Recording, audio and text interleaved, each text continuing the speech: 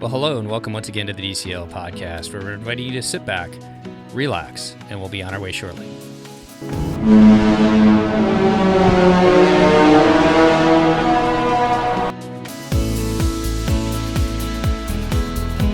Well, welcome back to the DCL podcast, and as always, it's my pleasure to welcome back to the show Chris from down in California. How are you doing today, Chris?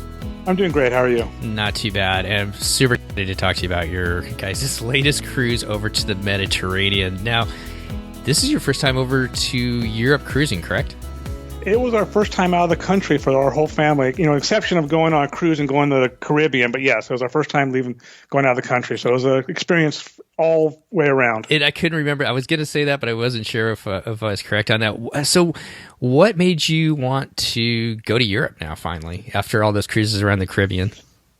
My kids were getting older, and we were looking at their itineraries a couple of years ago and thought, that would just be something unique to do, to go on the Magic over there. So it'd be kind of like familiar being on the Magic, but a completely new area to explore. So that's what got us over there. Okay, and not only did you guys sail a 6-night Mediterranean cruise, but you guys kicked it off in Spain with an Adventures by Disney adventure there as well.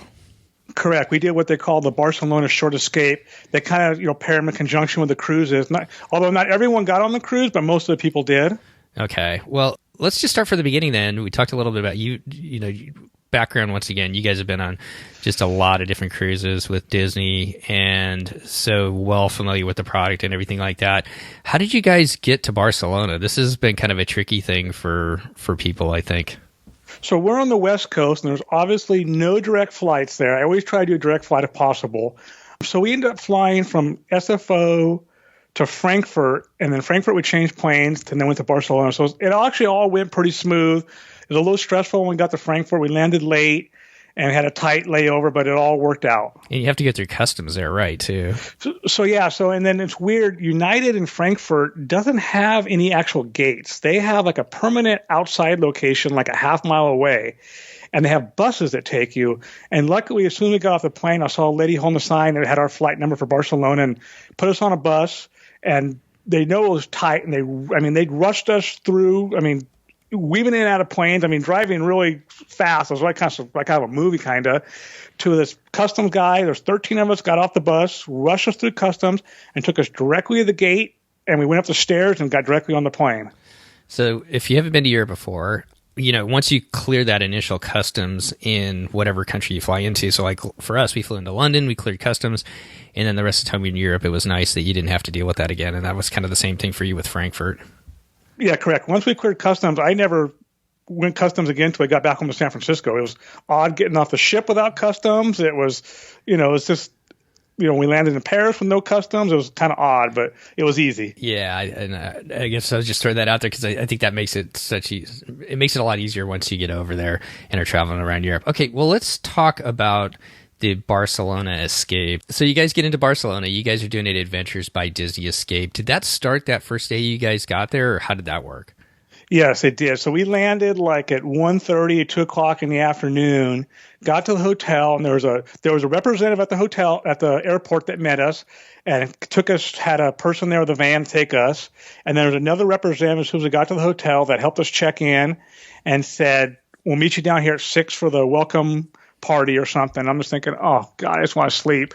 So we went into the room, the smallest room I've ever seen in my life. It was interesting. It was a very old hotel, and we had adjoining rooms, and it was me and my wife's side were smaller than a cruise ship room. I think we had a double bed, and so got unpacked, slept for like an hour, started off at 6 o'clock with the welcome intro meeting kind of thing, and then we went to dinner that first night at this restaurant. I can't think of the name of it. It's on top of a hill in Barcelona with the most beautiful view you've ever seen.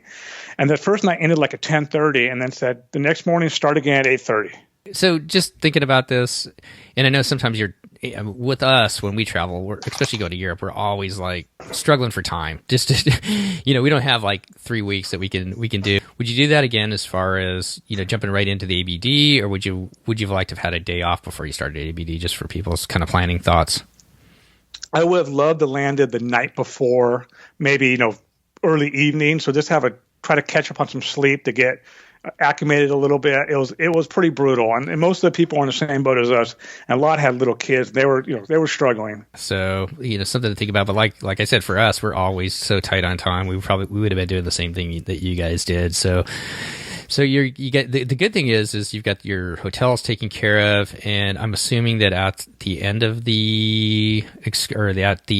why can't I figure out what this is called exactly? At the end of the escape, they call it. At the end of the escape, they also provided transfers over to the ship. Correct. They had a bus take, and it wasn't sold out. There was only 30 of us on the tour, and I think 24 of us went to the ship. Okay. Well, let's talk about your first day in Barcelona then. What were some of the things that you guys got to do, and what were some of the highlights?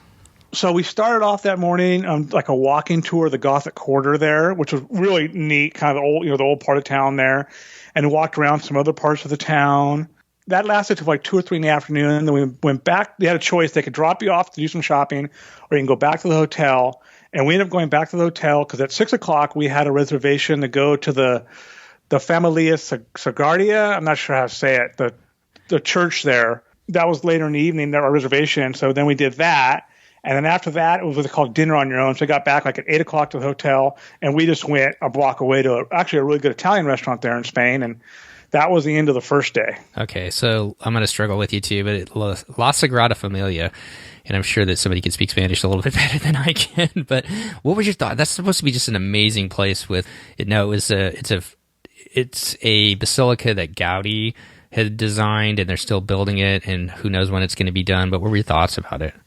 I mean, just unbelievable. It is so beautiful. And just the architecture and how they built this thing with these big columns. They made the columns out of stacked pieces of some are granite, some are like a marble. They used different materials. And these columns were like 6 foot wide, and like the pieces were like 3 or 4 feet tall. And they would just stack them as they went up, making these big columns. I mean, it was just gorgeous in there. And yeah, there's 2 cranes working on it. They're continually working on it. And if you've never seen it, I encourage you to go just Google it and check out the different views inside and outside of it. It's just an amazing looking cathedral. We've never actually been to it, but I've seen a lot of pictures of it. And one of the good things about ABD is a lot of this, they can get you into some of these tours and some of these places, especially in Europe where they get so busy. Were you guys there by yourselves, or how did that work? We weren't by ourselves, but we had a set time. I think it was like 6:30 that we went to the security area, and there was more security there than any other airport I was in Europe, by the way. And we had all 30 of us went through at once. Boom! Within 3 minutes, we were all in there. Basically, it was kind of like they had set aside an area for us to go through, and we were in. And the other thing that I've heard is great about ABD is, so you guys are on your own to have dinner that night. Did you get a recommendation from your guides? Is that where you found the restaurant? Yes, we did. We asked, what was in walking distance, and she said there's an Italian restaurant. My daughter goes, "Can we go there?" I'm like, "Okay, I guess we're going there." So we ended up going there with another couple that was actually on the tour too, and they'd eaten there the day before, and they said it was really good. So it's like, I guess we'll all go there then. So we went there, and actually we saw another couple that was on our tour came in a few minutes after us too. One of the other things that people that have never been to Europe have questions on as far as just money. How did you guys do that? I'm assuming you were able to just pay for credit cards as far as, the meals that you had out on your own dime, but how did that work? Yeah, so 90% of the stuff I put on a credit card, it was no problem. I made sure to use the ones that didn't have foreign transaction fees. And I meant ahead of time to go to my bank and have them get me like 1,000 euros. And I forgot. Then I was like, okay, I'll do it in San Francisco at the airport. Well, we got to San Francisco, and they were trying to deal with some other stuff. My son wasn't feeling good, and I forgot to do it there. So then I did it in Barcelona, and it was the most horrible exchange rate that you can imagine. And when I had to do it later on the trip, I did it on the cruise, and it was a lot more favorable. Okay. Yeah, I've done it at ATMs. It seems like there's a lot of different opinions on it. If you're going to do an ATM or take money out of an ATM, make sure you take a big chunk. Don't be taking 40 or 30 euros at a time or anything like that. So, and I know my credit card at the airport charged me a $40 foreign cash advance fee. Yeah. On top of everything else, I was like, whoa. Yeah, and that you made a really good point too. Make sure that you and there's plenty of credit cards out there, but before you leave, make sure that you have a credit card with you that doesn't charge those foreign transaction fees when you're buying stuff over in Europe, because that's just going to add to everything, as price-wise. So, I learned the hard way because when we were going to Disneyland Paris after I used my Disney Visa card to prepay for something there, and I got hit with the fee. Oh no! Yeah, I know. I can't remember which credit card I had that's got that too, and so luckily I took it out of my wallet. So all right, I'm not bringing this with. So okay, on to your next day in Barcelona. What did you guys have planned? What did they have planned for you there? So that morning started even earlier, 7:30, and we're going to Montserrat. It's the monastery. It's probably like about an hour out of Barcelona. I don't know what the elevation is, but it's up in the hills, and you take a train thing to get to the first level of it, and then they have one of those like cable car things that goes up like a 45-degree angle to get to the very top of it. And we spent, they have their cathedral there and their church, and we were probably there. Then there's a hike we did that was like about an hour hike down the hill. I couldn't imagine even walking up it. It was so steep in some parts. I was like, this was actually kind of dangerous. And then they had a real nice sit-down lunch for us in this restaurant there. And we probably left there probably at 2:00 that day. And there's shopping there. There's quite a bit to do there. And then we went back to the hotel that day. And I think we had 3 or 4 hours to they would offer to drop you off at the different parts of town or the hotel. And the last night there was a dinner. I think it's called a flamenco show. These Spanish dancers, was the last night. And that was the worst meal of the whole trip.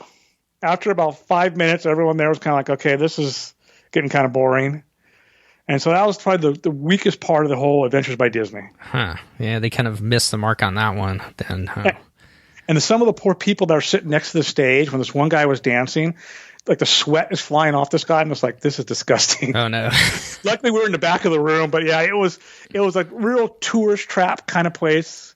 When I did the survey, I really pointed out saying this was just not good at all. Yeah, I mean that's a good thing. It's a good thing that you pointed that out on the survey. Hopefully they learned from it, and if they get enough negative reviews like that, they change it. Let's just kind of look at your guys' itinerary. So that Montserrat is at 4,054 feet. So that would be quite a hike to go up it.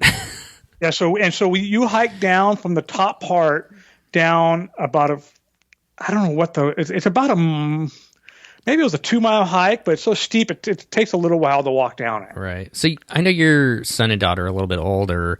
They have these junior adventures. On that day it says they had a junior adventures hike. Did your kids stay with you guys, or did they kind of go with the kids, or did that actually happen? So the hike was for the kids basically, and my daughter didn't want to do it, and so my wife and my daughter went back down the cable car thing, and me and my son walked down it. It's about half the group walked down it. Okay. Well, so you guys finish up with your Barcelona escape, and then it's on to get on the Disney Magic the next day. How was the transfer over from the hotel and embarkation out of Barcelona?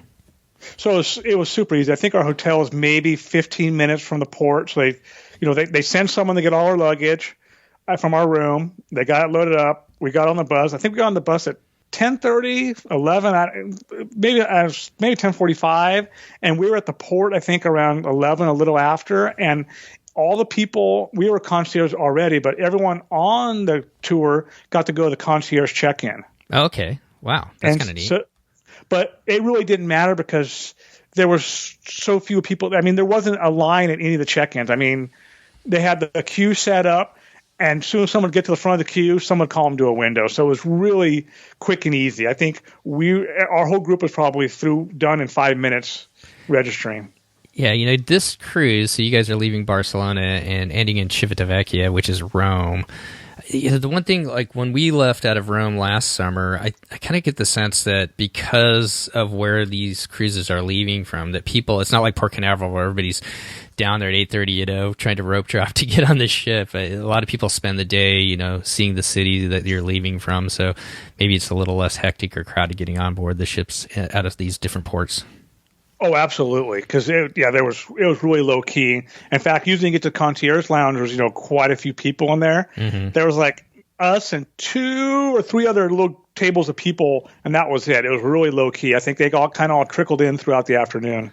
Well, so you guys booked concierge again, and how was that as far as you guys have been in concierge so many times? Did you recognize the people working up there? Did they remember you, or I think it's always kind of a cool thing when you run into people that you've seen and sailed with before on the ships. So there's always three hosts. One of the hosts we actually have had twice in the last year already, and had her 3 or 4 years ago. So she was still there, and there was two other ones we hadn't had. But it was really interesting. They every morning they must look at who's coming, because we had just sat down, and the one we know, Alina, was helping another family. And all of a sudden, Kamisha comes over and she goes, "Oh, I've heard so much about you guys." And, Chris, Emily, Nicholas, Lisa, she knows all by name and, knew everything about us already. And was like, "Whoa, how do you remember all this?" That's pretty cool. It makes you feel special, I'm sure.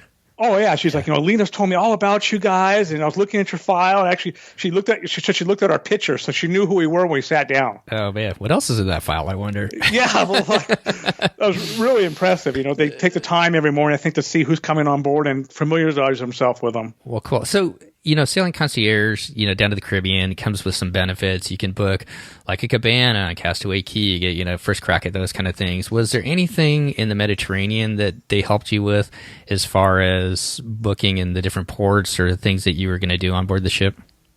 So for each port, we booked a private car with a driver for each port. Because I was looking at different excursions, and some of them are $250, $300 a person. We're a family of four, so I'm looking, anywhere from $1,000, $1,200. Well, the private cars weren't much more than that, and they kind of can go at our own pace. So they had they arranged a private car, and they ahead of time they fax you a sheet telling you where your highlights you'd like to see, and then we just some dinner reservations and massage, and there's no cabana, so. But they really helped with all the excursions that we wanted to do, kind of customize them to our family. So here's a question, I guess. So did you call them? So do you call? I know you get the sheet, where you can arrange the different things that you want to do ahead of time. But can you call into them and say, "Hey, you know what? I've never been to Cannes, France. What do you guys recommend that we do there? Or these are some things that we're thinking of. What are your thoughts? Can you do that with them?" Yes, you can. So you can talk to Shoreside, and usually there's one or two people at Shoreside that have been to all these places. And they also, I found out, they have tour operators come over and give them presentations. Okay.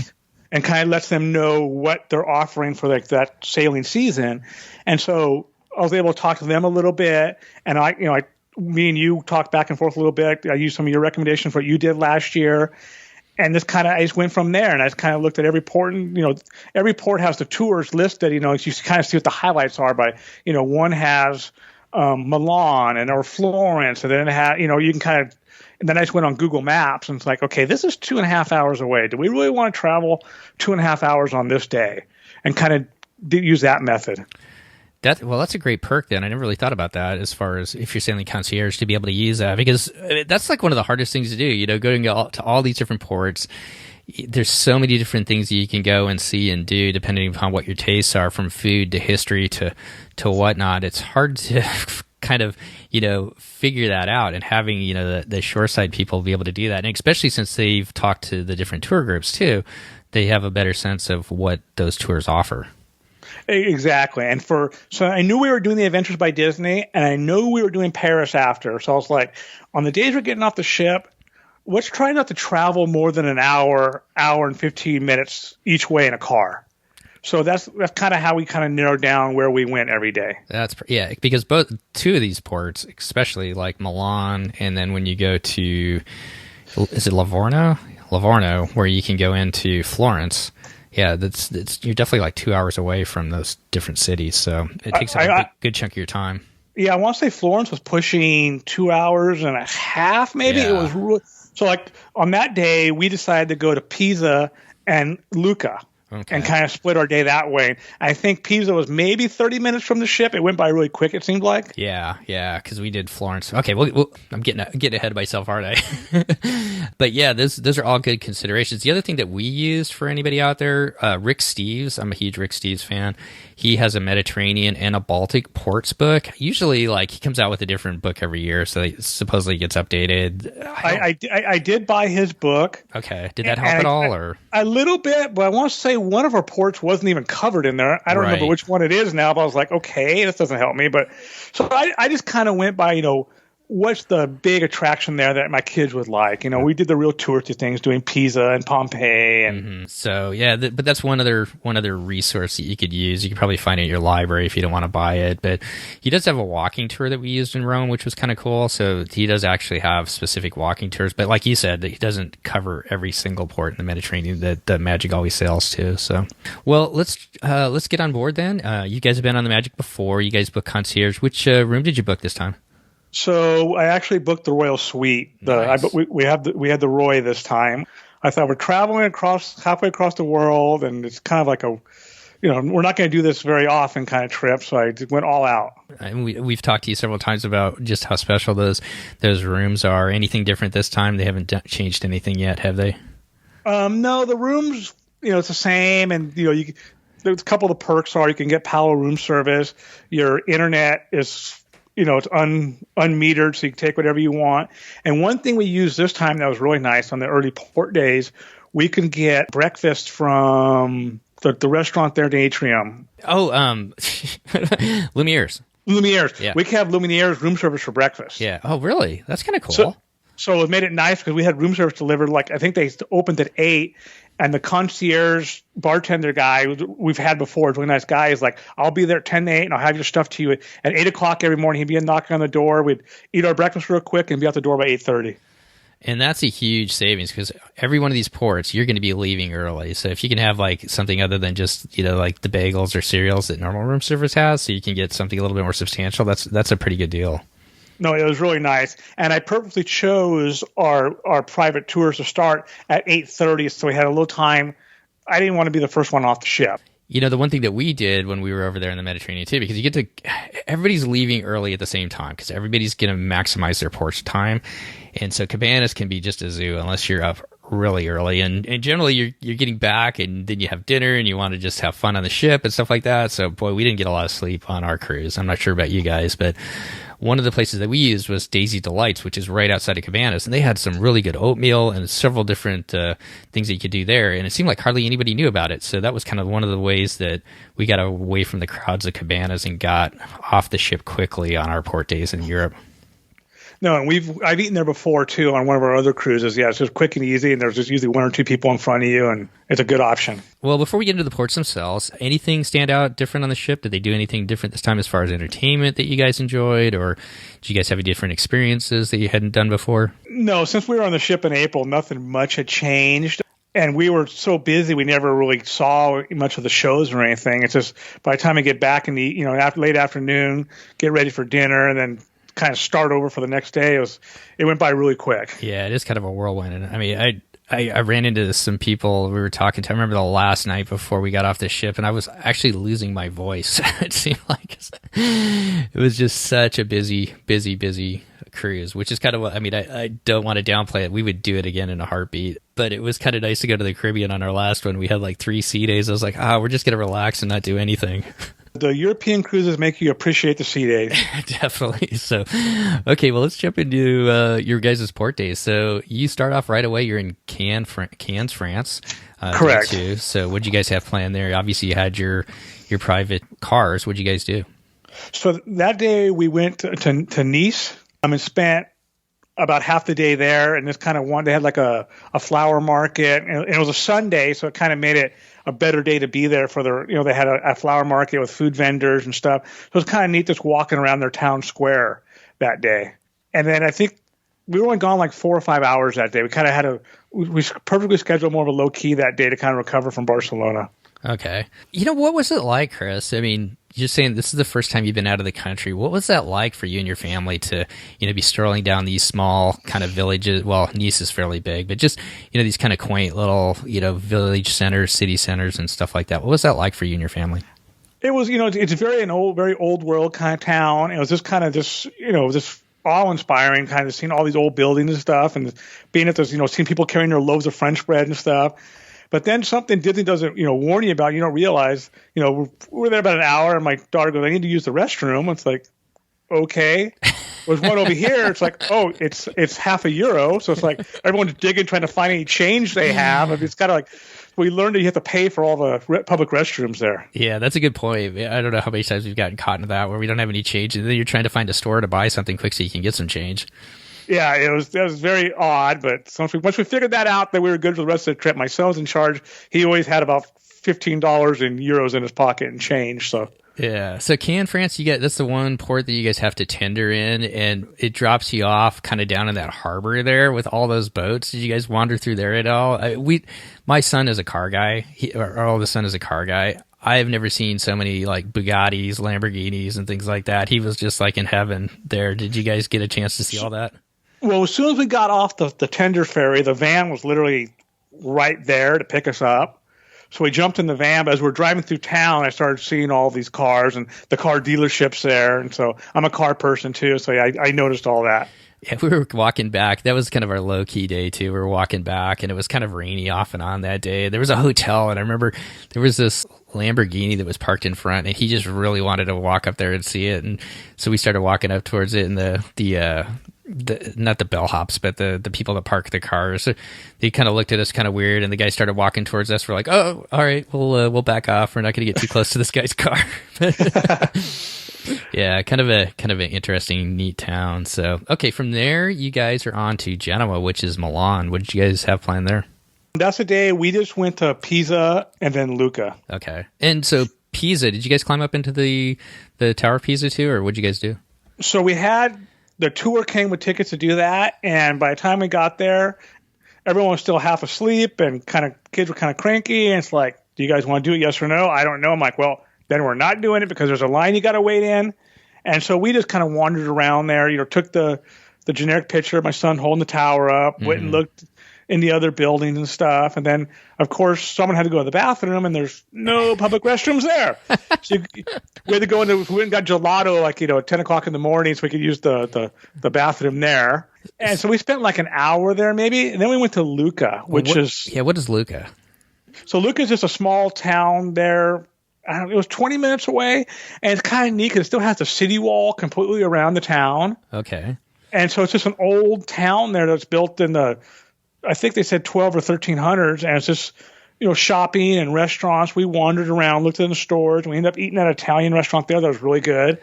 Very authentic, the fact the manager guy that sat us, I was about the only person I ran into that didn't speak any kind of English at all. Okay. Could you walk around the wall itself? Like, could you actually get on the wall, or was it just a wall? It was just a wall that went around the town.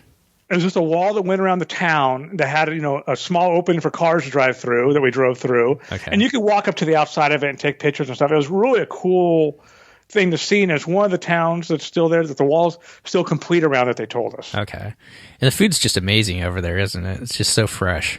Oh, yeah. Everything, especially if you like, I'm a big fan of prosciutto, so I think I had 15 pounds of prosciutto on this trip.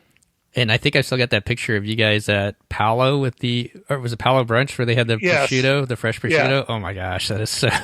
Carving it right off the leg there. And we found that was pretty common in more, we saw that in other places too. I think they do a really good job, and we're going to, kind of segue here a little bit, but we'll come back to the ports. But I think they do a really good job, like when they go up to Alaska and when they go to Europe, as far as bringing, fresh food from the different regions on board so that you can really, kind of experience that on board as well during the cruise. Yeah, the chef was really excited to show us that they had added like 8 new cheeses too for that region and some other kind of meats. So they extended the display of all the stuff more to the left side on that ship. Okay. On that counter area. Yeah. So 2 other questions for you. So I didn't really, this one just kind of popped into my brain. But so with the private car, you've got the driver. Does the driver work? Does he or she, serve as your tour guide too? Or are they more just dropping you off to the places you want to see? So they tell you when you book it that the driver may not speak English and does not give advice. Okay. So they recommend getting a guide also, which we did. Okay. And in hindsight, all the drivers spoke pretty decent English and were very friendly and helpful to give advice. So maybe you didn't need the guide. But so that's how it worked. Okay. And then I've never really asked you this before. Are you guys shoppers at all? Like when, going around like a little town like Luca, was there, I'm not so much necessarily like Luca 2019 t-shirts or anything like that, but are you guys kind of shoppers looking for, local places where you can pick up local things? Yeah, my son got, a sweatshirt in Barcelona, and he got one in Portofino, and he likes to get little magnets. And actually in Luca, there was actually a Swatch watch shop. Okay. And me and my wife were like, oh, we had these when we were in high school kind of deal. You don't see them too much here anymore. So both my kids ended up getting a Swatch there. They're excited about that. Well, from there, you guys are just keeping on going here. I jumped ahead. The first day was we went to Portofino, not when we were in Genoa. Oh, okay. So Portofino was in Genoa? Yeah. And Livorno was Pisa. Yeah. Gotcha. Okay. Sorry about that. No, that's okay. So on that first after on that Monday we went to Portofino on your recommendation. Loved it. I mean, it's a nice, quaint little seaside little harbor basically. And we probably spent 3 or 4 hours there. And then we took the little ferry to the little town next door. It's called Santa Margherita, which is kind of like a newer version of it with more modern, newer stores and newer buildings. Okay. So, all right. So let's go back so everybody kind of follows along in this. So part of the first day, second day you went to Cannes, third day you're in Genoa, which is when you go to Portofino. Correct. Day 4, Livorno's Pisa. So correct. We already talked about day 4. We'll back up, about day 3. So Portofino, talk to me a little bit about. So you guys drive there. Was it crowded when you guys got there? No, because we left the ship earlier that day. I think we left at 8:30 that day. Okay. Or 8 maybe, I don't remember, and drove straight there. And we were one of the first people there. So I had a couple cool pictures like of the area, where the water is there with no one walking there yet. But by 10:30, the place was packed. Yeah, and that's kind of what we found too. We took a boat from the port, so we took a kind of a boat excursion. And ours was the very first boat that got in there, so there's probably 20, 30 people on the boat. So it was just the 30 of us for about an hour or so, and the next thing you know, it was just like boat after boat coming in, and then people coming in from that have driven in as well. So it really got busy by the late morning and on into the afternoon. Did you guys hike up to that church and get the view over it? I think I saw a picture from there. Yeah, we did. So that was actually a pretty good little hike, but it was kind of neat, from beautiful pictures up there, and the view was unbelievable. Did you eat there too, or? So we ate it. There's one of the little outside cafes there. The one said pizza out front. We ate that one. Was that like as you're just facing was it kind of a way so you like looked across the square and into the water, or was it like right on the water? It was right in the center. So if you're looking out straight from the restaurant, you're looking straight to the water. Yeah, I think we ate at the exact same place. The food was awesome. That's where I got a whole bunch of mussels, because by that point, after Rome and several days on going through Italy, I was just passed it out, and I got this bowl of mussels that was just amazing. I still think about that, and I'm not a huge food guy, but that was awesome. But yeah, the food was outstanding. It was really good. It's it's funny, the people that own the shops and stuff there, you could tell they don't like tourists that much, but it's like, you're here, sit, eat here, and here's the menu, and kind of abrupt. But it was a really good meal. Yeah, the food was really good. So you guys are on to you take the ferry over to Santa Margherita, and correct.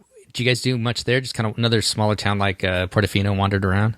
Yeah, just kind of window shop, just wandered around, look in the stores and stuff, and spent about an hour and a half there, and then we were ready to go back to the ship. So I think we got back to the ship maybe at 3:30, 4 o'clock that day. Okay. Did you have to take the ferry back, or did the car pick you up there? The car picked us up there. So that was nice thing about having the guide, where the guide, the car dropped us off. The guide came with us, and she's like, you can do this, or we can take the ferry over here, and I can have the car pick us up over there. So it always made things really easy. No, that's kind of cool. And then the guide's in touch with the driver, so they can always, if things change, she can make that happen. Correct. Okay.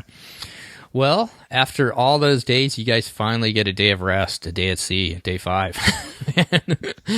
What was that like? Did anything stand out? Did you guys have any fun on the ship that you wanted to talk about?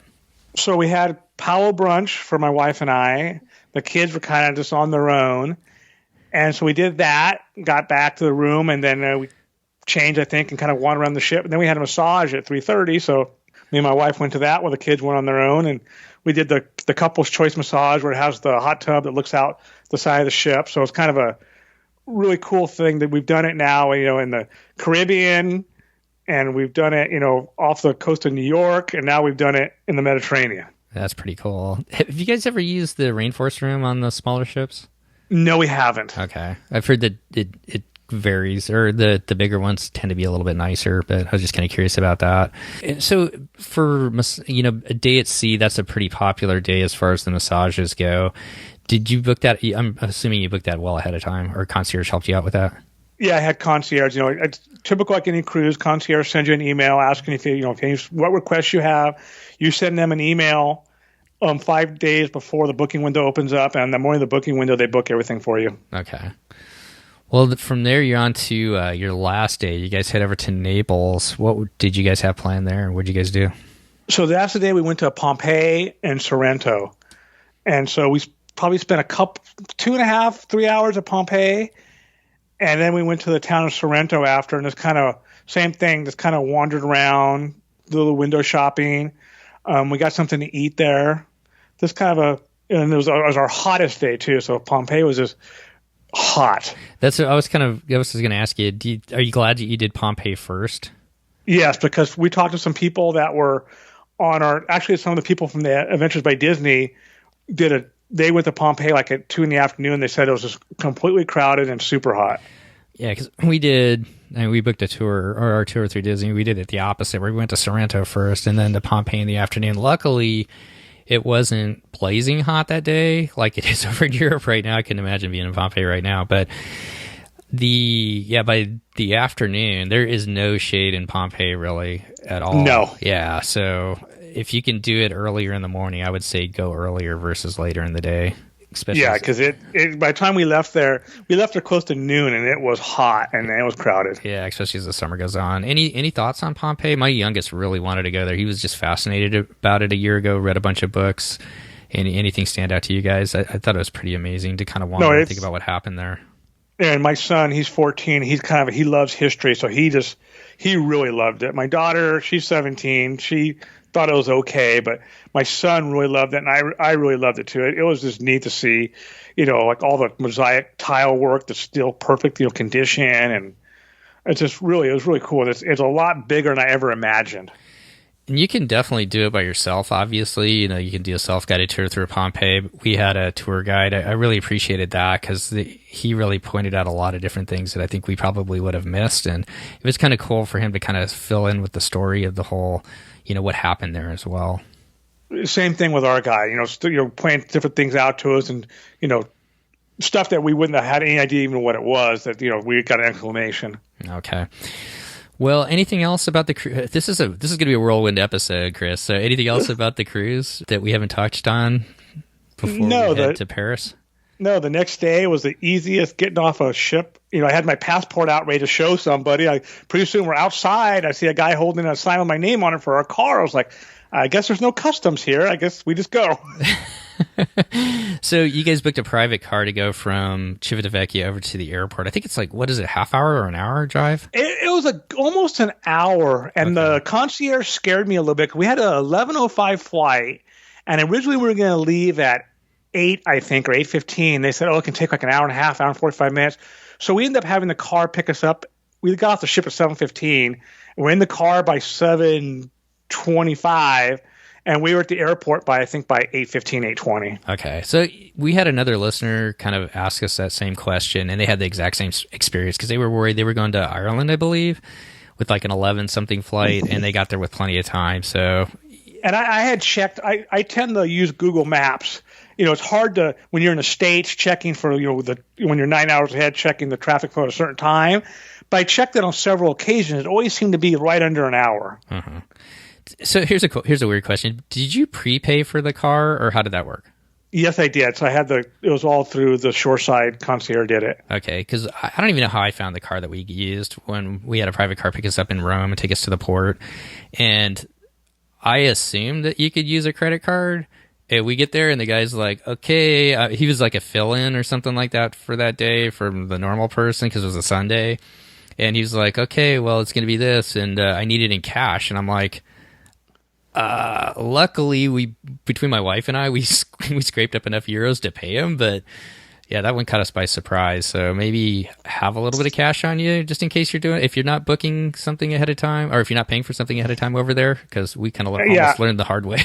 I always made sure to have plenty of cash with me. And some of the tour guys, I gave them a tip. They got a tip in U.S. dollars because I'm like, I'm running out of euros here. So here's some U.S. dollars for you. Yeah. And in all honesty, the dollar's pretty strong. I mean, people don't mind taking dollars for the most part is what I found throughout most of the world, because dollars speak throughout most of the world. So, and two of the tour guides were coming into the States within a month or two, so they were fine. So that helped them. Okay, so boom, here we are. We're on the airplane again. Out of Rome, and we're headed to Charles de Gaulle in Paris. And I'm pretty excited to hear a little bit about your experiences there.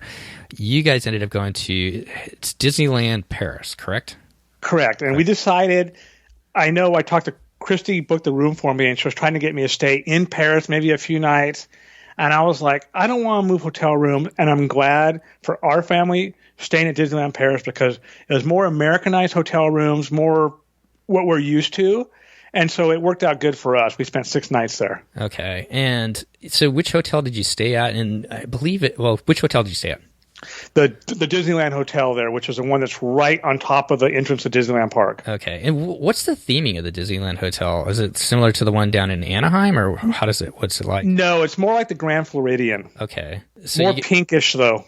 More pinkish, okay. Does it have like a great lobby like that, like when you come into the Grand Floridian? Yes, it does. Okay. And so there's some difference in it. Christy handled it, and I know there's some differences as far as if you book going through to Disneyland Paris. Did that include your tickets and everything else that you guys had set up? Yeah, so she booked a complete package for us, and we opted to stay what they call the Castle Club, which is kind of their concierge level. Okay. Which came, we had our tickets, we had the breakfast every day, like a lounge place to go to, and in the afternoon they had snacks and drinks, and it came with anytime fast passes. Okay. Oh, anytime fast. That's kind of cool. Do they have dining plans over there? Do you know?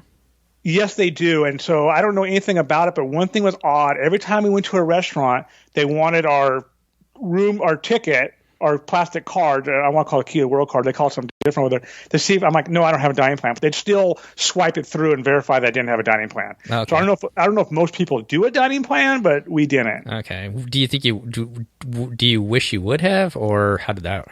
I have no idea what the cost would have been, so I don't know. Okay. I mean, but yeah, every time they checked us to see if we did. Well, it's nice that you had the breakfast ahead of time so that you could just get up, eat breakfast, and then head out into the parks.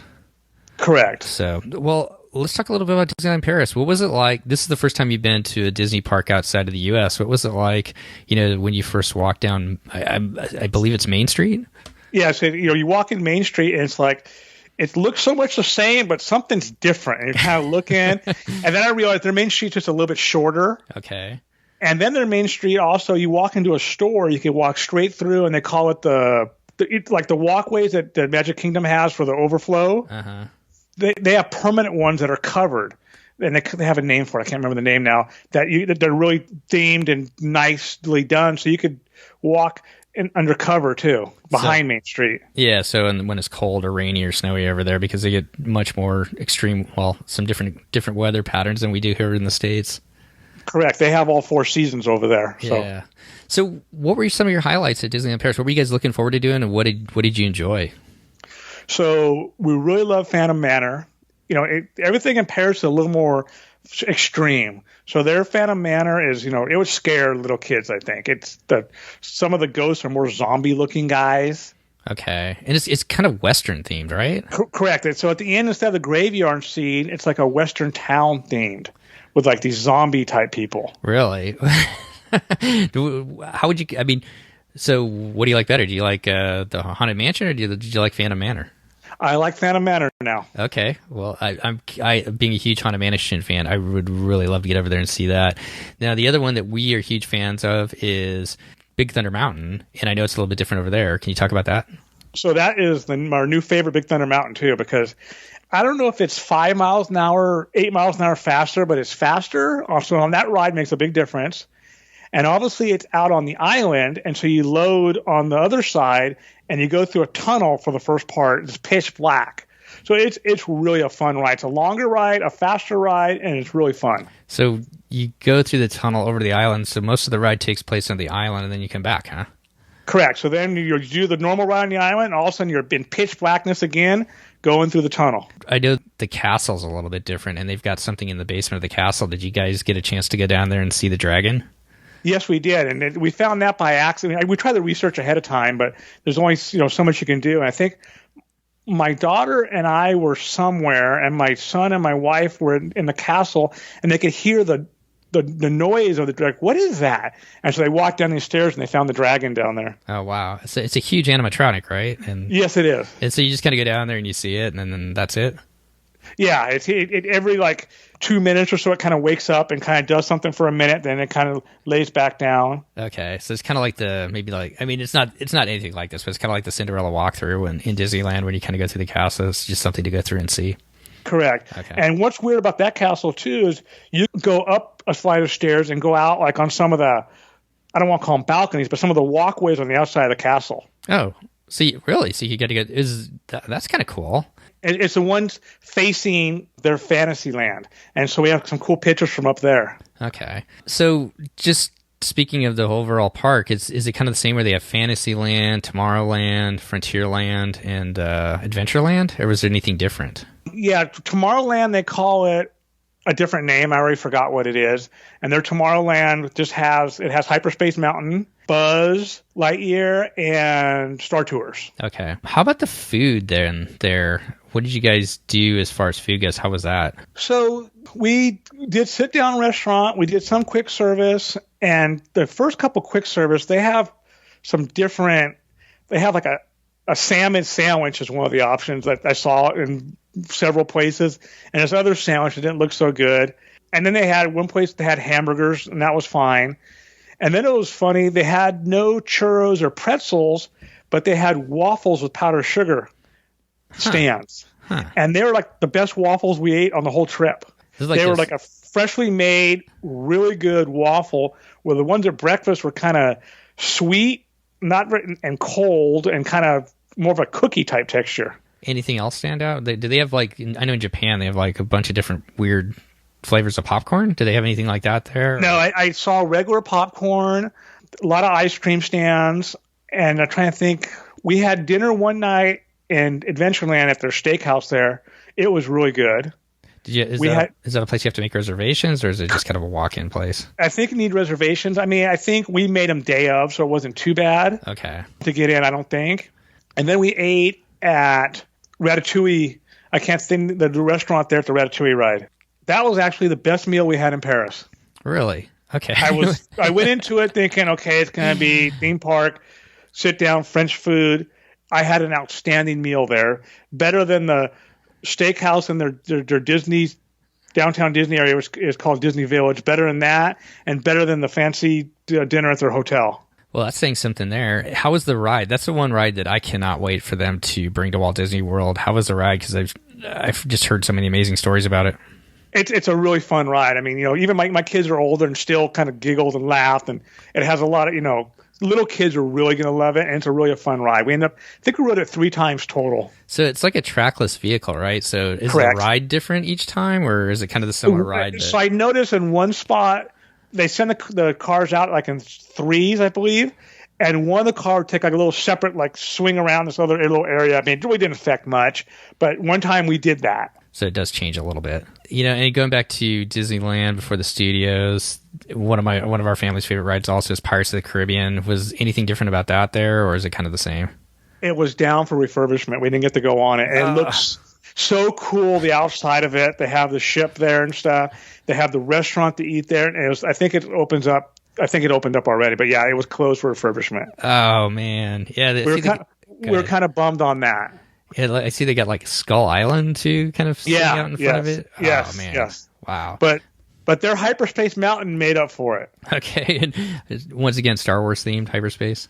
Yeah. So imagine you've been on Hyperspace Mountain in Disneyland, when the TIE fighters are shooting at you. Imagine doing that when you're going through a corkscrew. Oh wow. It just makes it so much funner. That's like one of the coolest parts. So like when the TIE fighters shoot at you, and then they've, not spoiler alert, when you end up blowing up the Death, or not the Death Star, but the Star Destroyer at the end too. So if you're corkscrewing while the TIE fighters doing that, would be so cool. Yeah, I mean, it has a loop. It's got a corkscrew and really high, really bank turns. That it's and it's faster. And it was the most fun ride there, I think.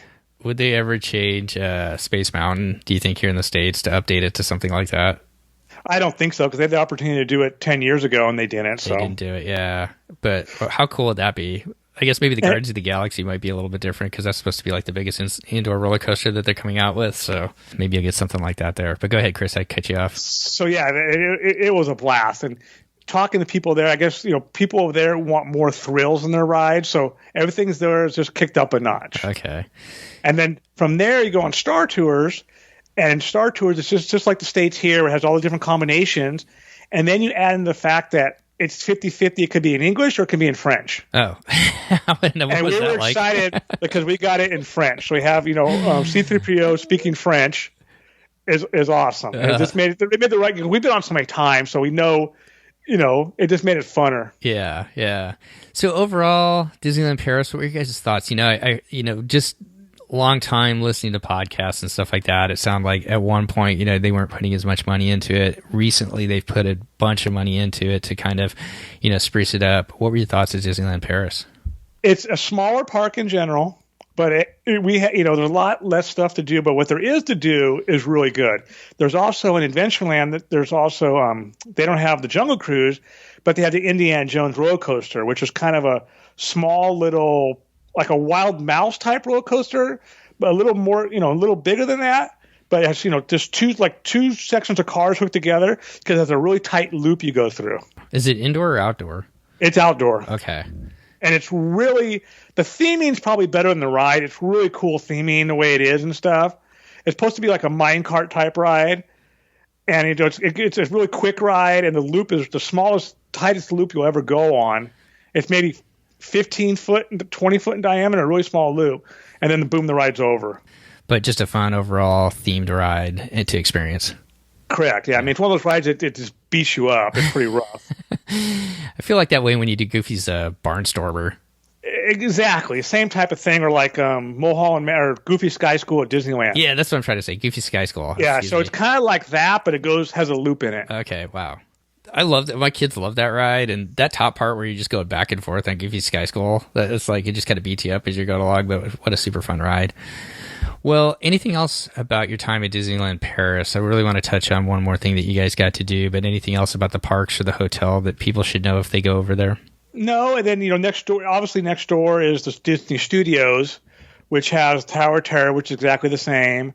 That's where the Ratatouille ride is, obviously.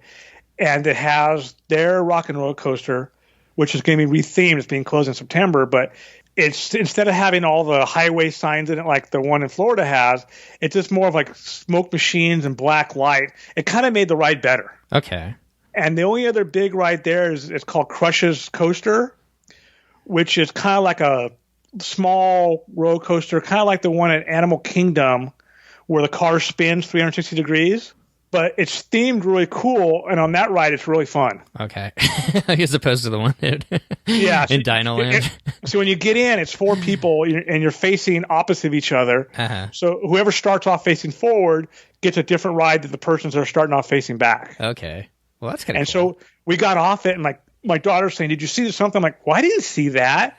So we rode it again. This time we swapped, and me and my son faced forward, and we saw the stuff that, and they saw the stuff we saw.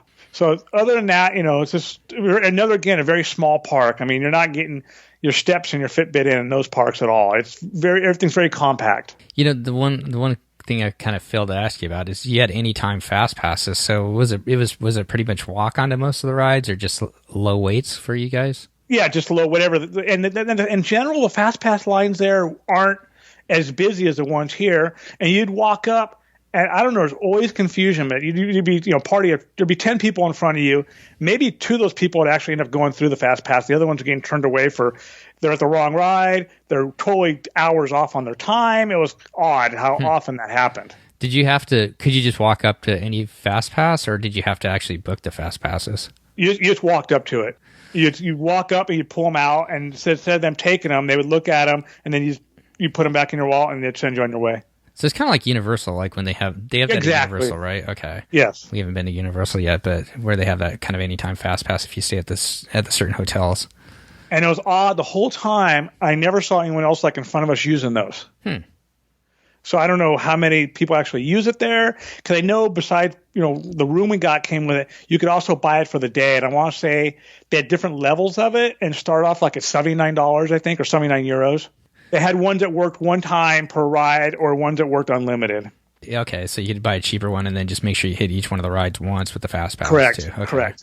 Well, awesome. So you guys got a chance to go to Paris too. Did you go via the train, or how did you guys get to Paris? So we actually, I had Disney when we got to the hotel. I asked, talk to the person at the concierge desk there, and I ended up having a car come pick us up. Okay. And did the car kind of tour you around Paris then, or did they drop you off and you guys kind of wandered on your own?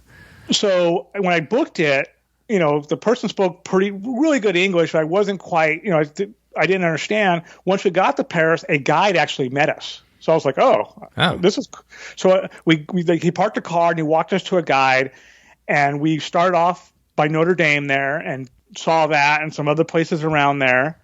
And then she had the car come pick us up, and then we went to the Eiffel Tower, spent about an hour there, and then she had the car pick us up, and we went to the Arch. I can never think of the name of it. The Arch there. I thought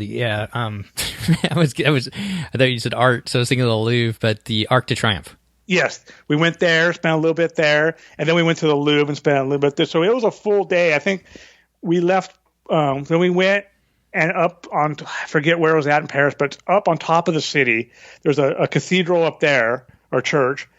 It has this incredible view of all of Paris, and then there's all kinds of little cafes to eat at. So we ate at a cafe, and I think we got back to the hotel about 6 or 7 o'clock that night. So busy day. That was after the fire at Notre Dame, right? Correct. Yeah. And honestly, if you didn't know, you wouldn't even realize it, because the building is so big and so tall that you don't even realize it's missing one of the spires and it's missing part of the roof. But you can't go in it right now. No, it's all blocked off to have like sheet metal with an opening every couple 100 yards so you can see through, but it's all blocked off. And they were actually lifting new roof pieces in place when we were there. I wonder how long that's going to take. I haven't really followed it since, you get the big news coverage. I wonder how long it's going to take them to...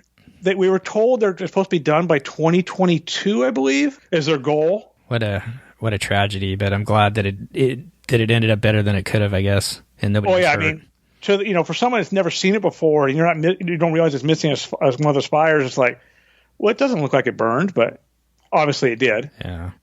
Did anything stand out to you at the Louvre by any chance? Just out of curiosity. No, we were there. We didn't get to see very much there. It was towards the end of our day, and it was like, my son was more excited to see the glass pyramid outside the entrance to it. What was that movie? Do you remember the movie that was like a big thing with Tom Hanks? Why am I totally drunk? Yes. Dan Brown. Yeah. Anyways, okay. Sorry, I digress. Go ahead. No problem. And then one thing our tour guide told us, when you come back, you don't wait in this line. Like 200 yards the other way, there's another entrance that no one uses that we walk down into. That has like the food and shopping area, and there's no line there to get in. Huh. But everyone goes in that main entrance, and so it takes like 45 minutes to go through there. Well, there you go. Do your homework. Get online and check that out before you go and visit the Louvre, and go in the opposite entrance. So, yeah, correct. So you guys also, and I wanted to talk to you about this too. You guys also got a chance to spend some time in Normandy, and you were kind of there right after the D-Day celebrations. How did you guys get out there, and what did you guys do out there, Chris? Again, I looked. More homework would have been better for this. It was kind of last minute, and I know you could take the train out there, and we would have been better off to take the train because the Paris Air Show is also going on. Oh, no. So a 3-hour car ride, and we left the hotel like at 6:45. And what's weird about Disneyland Paris, there's nothing open before 8. So like if you want a coffee or a pastry or something, you can't get that anywhere.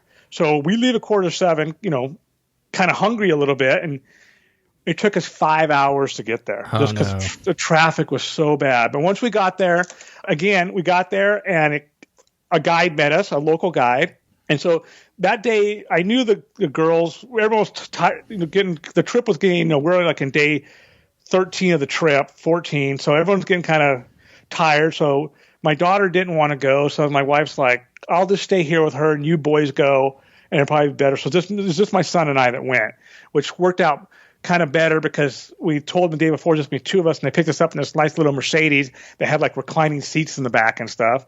But it was a very long drive out there. We get out there, the guy jumps in the car, and we start off at Omaha Beach.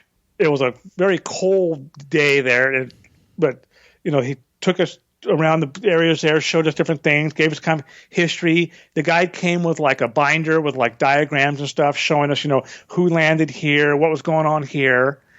And then from Omaha Beach, we went to the cemetery, which unfortunately parts of it were still kind of blocked off because they were still from the 75th anniversary. They were still taking some stuff down.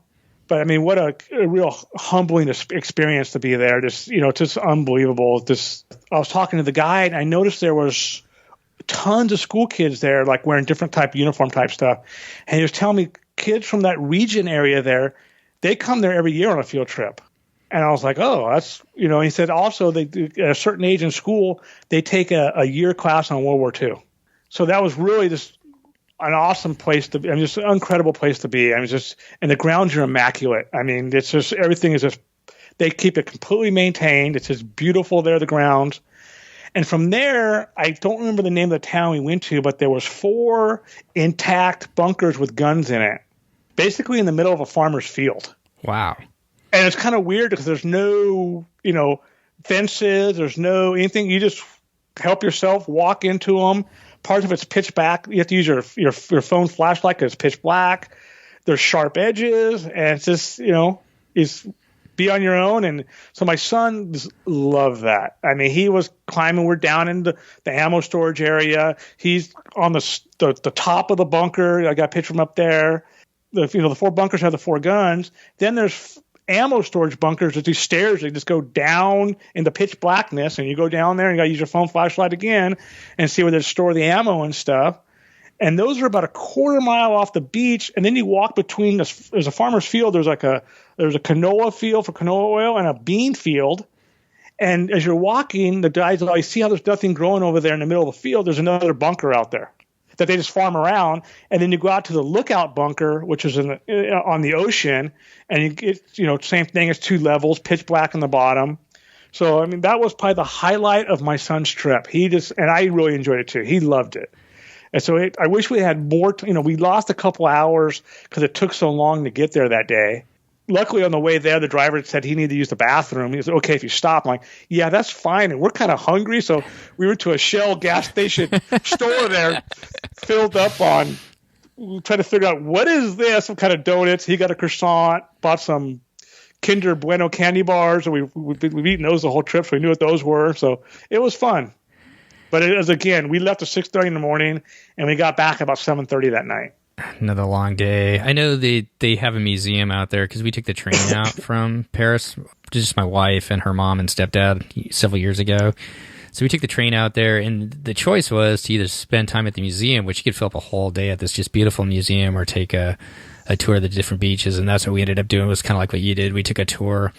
But I remember them saying that museum was built by the French, and it's in the Normandy region. So I'm not sure if it's like, I can't remember if they're states or whatever the different regions are in France, but so I'm not sure if it's just Normandy itself or who all puts into it. But I know that they're very grateful for what happened for the men and women that served that day on D-Day, and so it doesn't surprise me that the kids are getting that as well from that region.